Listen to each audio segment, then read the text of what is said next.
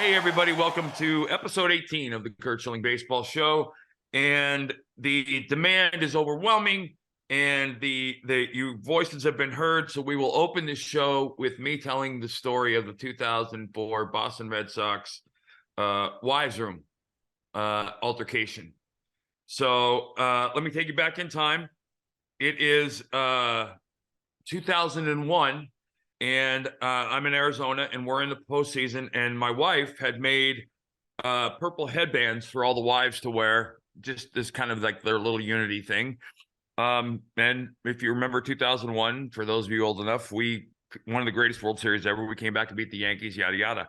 Fast forward to 2004, we are in the postseason, and once again, my wife made headbands and red.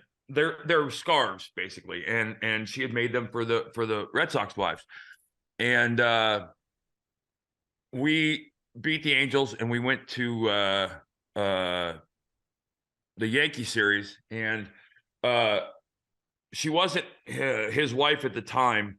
Michelle Damon, Johnny Damon's now wife, refused to wear the scarf, which, you know, things happen. The wives' room has as many cliques and confrontations as the clubhouse does. But anyway, fast forward to post game, game 3 against the Yankees. We lose 19 to 6 or 100-0. And my wife is sitting in the wives' lounge, and Michelle walks in and throws the scarf like on my wife's lap and goes, "A lot of good these things did us." My wife, being the non-confrontational person she is, says, "Well, maybe if you wore it, your husband wouldn't be 0 for 20. And it was on. Apparently there was a physical match, broken up by other wives. And and I remember my wife telling me the story after the game on the way home, and I was like, "Oh no!" And I don't know on Johnny's end, but Johnny and I saw each other at the clubhouse the next day, and we were like, "Dude, what happened?" He's like, and we were laughing. We're like, "Wow, okay." Well, suffice it to say, if you remember 2004, after Game 3, the 19-6 loss to the New York Yankees, we won 8 straight. So my wife believes she is directly responsible and the reason why the curse was broken. And okay, I'll let her believe that. But that's the wife story. So excellent. Yes. Let's go talk about some Cinderella type stories going on around baseball. Yeah. A couple teams that we talked about preseason, one that you guys have heard me talk about quite a bit, is the Orioles. They're 7 straight wins, 10 of their last 12. A kid who I talked about before the season as the possible rookie of the year, Grayson Rodriguez. They went 29 2/3 innings without giving up a run. So staff-wise, I think they're legit. I don't know if they're that good, but they're legit. Grayson Rodriguez went 5 scoreless, gave up 5 hits, 3 walks, 6 punch-outs on Sunday. He's a special kid, and he's one to pay attention to. Kyle Gibson is the only other. He's the starter having the best. He's 4-0. He was 4-0 with a 3.06. Rest of the starters are 2-3. They're running. They're clearly taking advantage of this new rule. They second in the league with 25 stolen bases. Jorge Mateo leads them. Ryan Mountcastle, 6 homers, 20 RBIs. Adley Rutschman, 4 home runs, 15 RBIs, which is allowing Gunnar Henderson, who's hitting under 200, kind of time to ease into it. And I imagine he will, but you don't.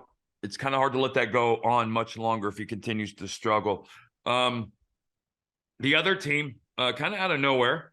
No, I don't want to say out of nowhere because they do have a lot of young talent, is the Pirates. I was born and raised a Pirate fan, so I've always been partial to the black and gold. They're up a half game on the Brewers in the Central. They won 7 straight through Sunday also, joining the Orioles in 7-game winning streaks. This has been a perennial loser for decades now, unfortunately. since the 70s and the early 90s, they've never actually been anything. A lot of positive stuff happening after one of the game's brightest stars, Neil Cruz, is out breaking his ankle, and probably, I don't imagine we'll be back this year. Andrew McCutchen at 36 is back. I think back home in where he belongs, hitting 275 with 4 homers and 9 ribbies. Brian Reynolds is hitting 295 with 5 homers and 18 RBIs. They're just playing good baseball. There's no and I know that sounds generic, but there's no stat to look at that says, oh my gosh. I also think it's a little early to get carried away. Both these teams are doing well. I think they're going to both benefit from the balanced schedule immensely, as will any other. I think the balanced schedule is going to benefit almost everybody. I think it's going to benefit the really good teams a lot. I think it's going to benefit the teams we question as well, because everybody's going to get to play the really bad teams the same amount of times. And they Curt, don't have to. Talk to me a little bit about the veteran leadership of like McCutchen coming back to the Buccos and what that means to a team like this. So there's you see it in other leagues, and it manifests itself, I think, in early season confidence.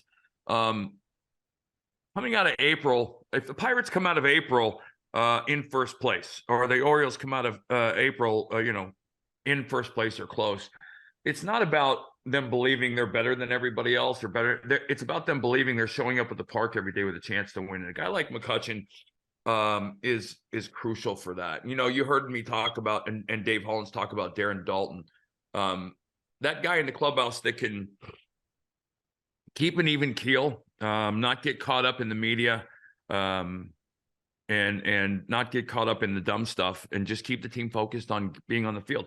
I think that's very much in the manager's office as well, just keeping the team focused. But you got to have some personalities in the clubhouse, given the amount of time that these guys spend together, who keeps it light, keeps it fun, keeps it focused, because you're talking about two franchises full of players who really don't know how to win at the big league level, or have never won at the big league level for the most part.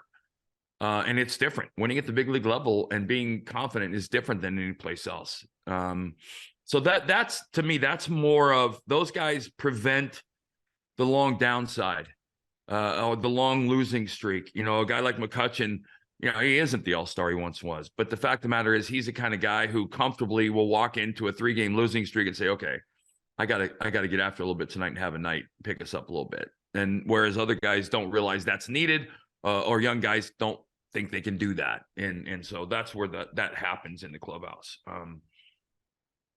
Strikeout rates, guys.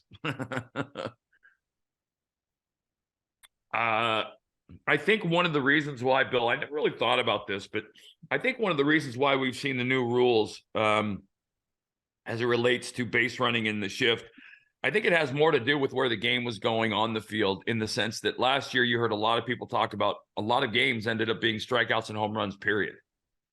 And I think the rules were made to help that change, to have running, to get more offense into the game. But I don't know that that's going to change the strikeout rates, because I think what's being taught, and I think if you talk to a lot of hitters, the Wade Boggs, or the guys who were natural, pure, good hitters and good hitting instructors, this new swing up mentality, I think they think is a bunch of bullshit. It's the strikeout or home run thing. It's that sabermetrics infused teaching. And I think it's why you're seeing people who have never played the game, or who haven't played the game at any competitive level, becoming hitting coaches.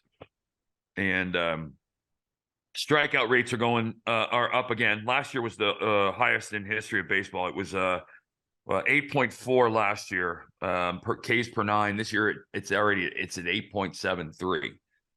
And you generally have enough data at this point that that's not going to move a whole lot. So we're probably looking at another, basically almost 10% of every game well, no, what is it? It's higher than that. It's 8 of 27. Yeah, it's a third. Yeah, 8 of 27 Ks per 9, which translates to almost 18 strikeouts combined for the game for the teams. So you're looking at what? 18 strikeouts in 54 outs, which is a third. I think it's interesting that you think it has as much to do with the hitting approach as the pitching. Oh, it absolutely. There's no question. Approach. No question at all that the new approach of swing up. I know I'm generalizing it, but that's the mentality: is swing up to hit fly balls. Can't think of a stupider approach, and that's why you're seeing the strikeouts. Which is the worst thing you can do as a hitter. Any good hitter would tell you that striking out was the worst thing they could. Barry Bonds, that was the one thing I knew he hated, was he despised striking out, like hated it, like physically hated it. Tony Gwynn never did it. There's a reason great hitters didn't strike out. It was, as a chicken or the egg thing, kind of them not striking out make them great hitters, or are they great hitters because they didn't strike out a lot? I think the answer is yes to both. But you're seeing K rates. deGrom's at 42.2%. Spencer Strider, 40.9. Ohtani, 36.2. Zach Gallen, 33%. So 1 out of every 3 outs Zach Gallen gets is a punch out. Kevin Gausman, 32.3. But I'm not going to take it away from the pitchers' credit, because I mean, you were just talking about seeing deGrom throw. When you watch deGrom throw, you wonder how anybody ever makes contact. There's some guys with stuff now that are just ridiculous. And speaking of deGrom, a couple quick statistical things. His last start, he went 6, walked 5, punched out 11, gave up a home run early, and then punched out 5 in a row, was pulled after 80 pitches. You and I have talked about this, Bill, and I'm still this mind. I don't see an over-under of 20 being, I think that's the number. I think 20 starts is maybe what he does this year. I hope I'm wrong. But I don't remember the last time he's gone 3 or 4 starts without something. Oh, and this is the first one back since he was pulled after the second with the wrist being sore. So it's little things, but boy, when he pitches like he pitched last night. Yeah, it was like watching last postseason.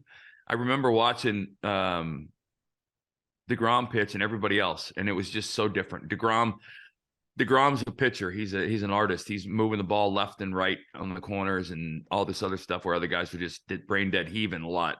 And it's blatantly obvious when you watch it in person or when you watch it on television and you're getting a behind the home plate view where, when he's working on the inside corner, he's missing by this much on the inside corner. Some guys, you see the catcher sets up in and the ball ends up over here or down here. When deGrom's catcher sets up, he's catching the ball here and here and here and here inside the glove.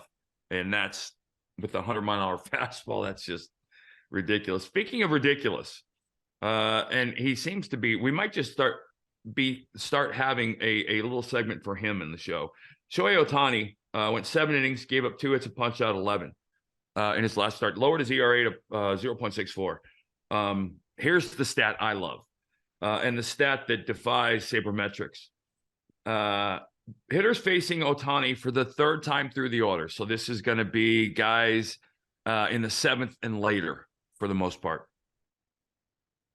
They are 0 for 24 with 15 punch-outs and 2 walks. Now, the basis of sabermetrics and the reason why their pitchers are managed the way they are is because when you look at opponents average against and you look at OPS against, those numbers tend to generally get higher as the number of at-bats versus a specific pitcher go up. And it kind of makes sense. But it's also, it was always the challenge, right? For me as a starter, I'm not facing a guy like Derek Jeter in the first inning thinking about getting him out in the first inning. I'm thinking about how I need to get Derek Jeter out 3 or 4 times tonight and how I can use that first at-bat to set up the pitch sequence for the 2nd, 3rd, and 4th at-bats. You have to have a lot of confidence to have that approach, but you also have to have good stuff. And Ohtani clearly, that's just a ridiculous stat. So he hasn't given up a hit to any hitter facing him for the third time in a game. Well, and that's one of the managing decisions that has come into the game that I don't necessarily like as much. I used to love watching pitchers get into the later innings and be forced to go against hitters that they'd seen already a couple of times. And well, now, you're right. The new, and Bill's referring to the situation now where a team like the Tampa Rays does not allow their starting pitcher to see the lineup for the third time. And you're seeing it happen a lot of times with, it doesn't matter what the numbers are, what the stats are, they're out. And that's going to end up costing baseball money, because it's going to hurt more pitchers, and you're going to see bullpens taxed more to a degree that they've never been before. And those innings are going to continue to rise. Couple quick hits. I don't know if you saw it. Fernando Tatis came back to the lineup in San Diego and homered in his third game back. First homer since 2021.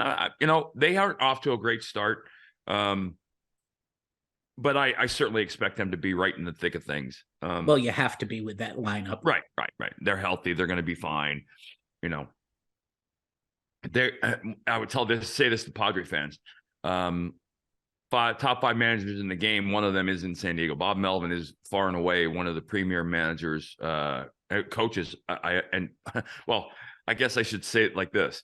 Managers, coaches, players, because he caught for me, he coached me, and in some ways managed me during my career. He was the first catcher I threw to in the big leagues. After Mickey Tettleton, that in 1988, he coached in Arizona, and he was a manager then. And he is as good a manager as there exists in the game, and he will absolutely. He's that guy, Bill, that I tell you, like Terry, he keeps the clubhouse. There's no panic. He's not in the clubhouse giving rules and marching orders and things like that. He's understanding. He understands his people. He knows which players fit which roles, and he lets it happen. And that's important for a young team. And I'm going to say this, and especially a young team, the more Latin American players that are on your club that you can allow to manage them, because it's a different culture when you come from Latin America to the United States. There's a huge language barrier. A lot of Latin players are not secluded, but in clubhouses because of the language barrier. And it's not a racial thing or anything by any stretch. It's just a language barrier. And you'll see in clubhouses, players of different racial backgrounds will tend to segregate into their own segments because that's the people they're comfortable talking to. In a good clubhouse, that stuff breaks down, and everybody is everybody.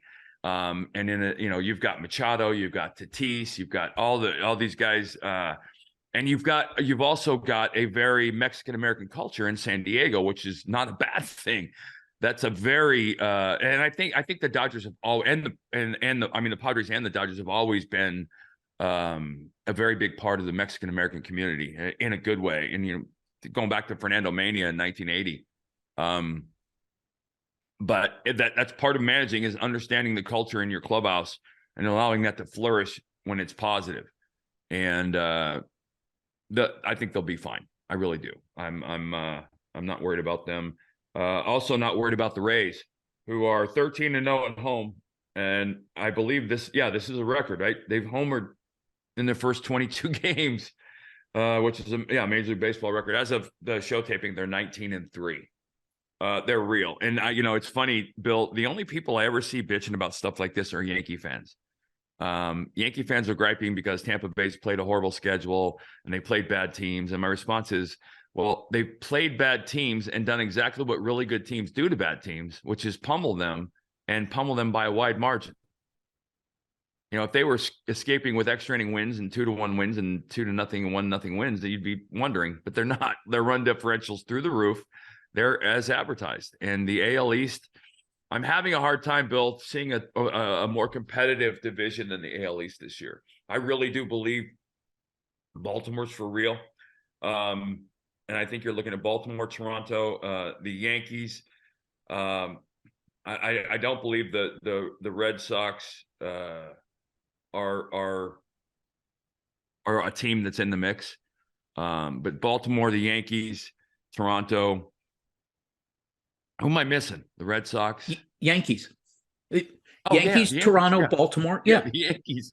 Yeah, so 4 of those teams I think are legit. I think you could almost see, based on the way the playoff format's changing, you could potentially see 4 teams from the AL East in the postseason.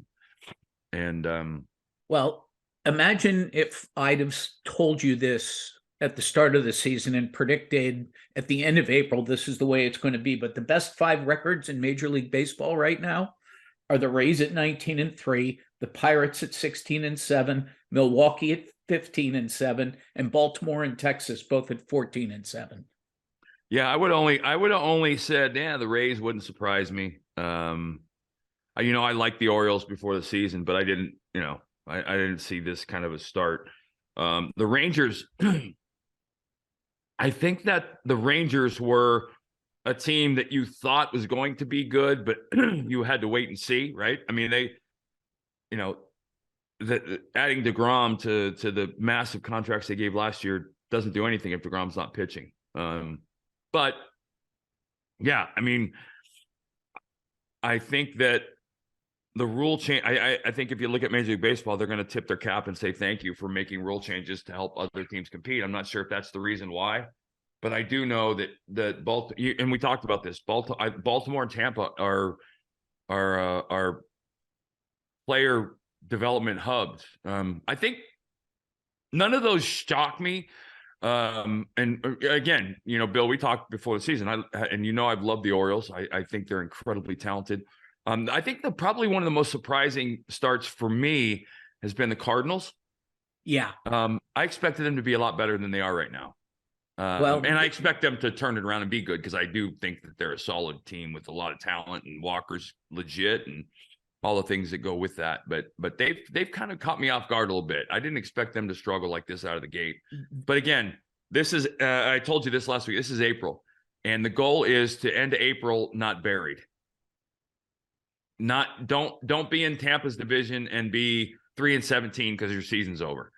A team that starts out 17-3 makes it harder on the other teams. As long as you don't go in the tank or toilet for April, you can recover from most anything. And that's the goal, is to get out of April healthy and not be 10 games back. And if you're both of those things, then the season can be what it is and whatever you want it to be. It's just a matter of righting the ship. But I think the Cardinals are really going to benefit from Adam Wainwright coming back, and he's close. Yeah. So and maybe not because Adam Wainwright is Shohei Ohtani, but maybe because I can tell you this, there's some guys on the mound create a different energy on the field.